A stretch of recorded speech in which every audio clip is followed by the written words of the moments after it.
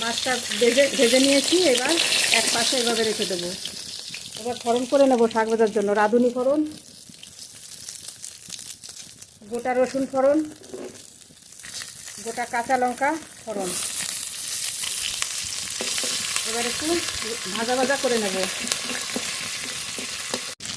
রসুনটা তেলের উপরে একটু ভেজে নিয়েছি, এবার সব কিছু মিশিয়ে নেব। কেটে রাখা কুমড়ো শাক দিয়ে দেবো।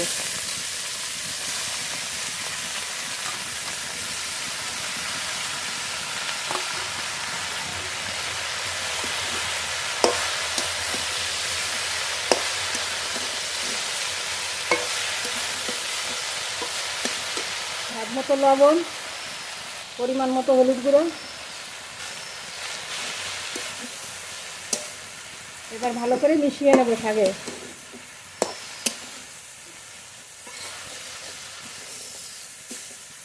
এবার একটু ঢেকে দেবো, ঢেকে শাকটা সিদ্ধ করে নেব।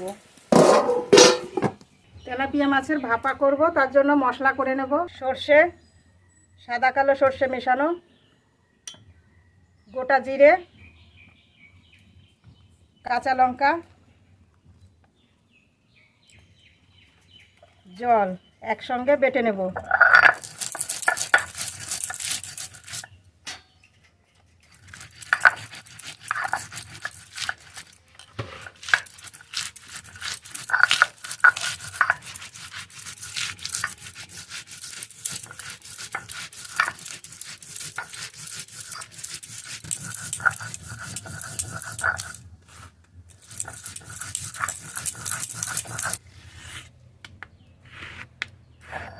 মশলা খুব ভালো করে বেটে নিয়েছি, নামিয়ে নেব,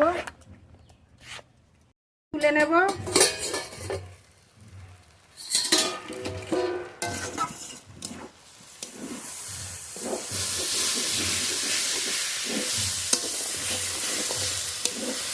শাক তো সিদ্ধ হয়ে গেছে, এবার নেড়ে নেড়ে খুব ভালো করে ভেজে নেব।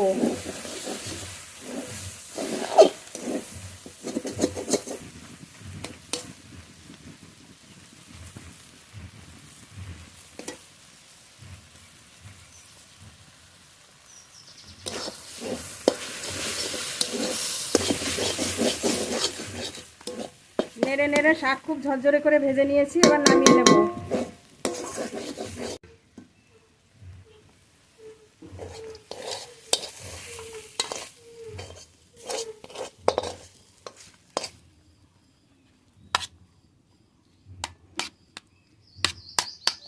কুমড়ো শাক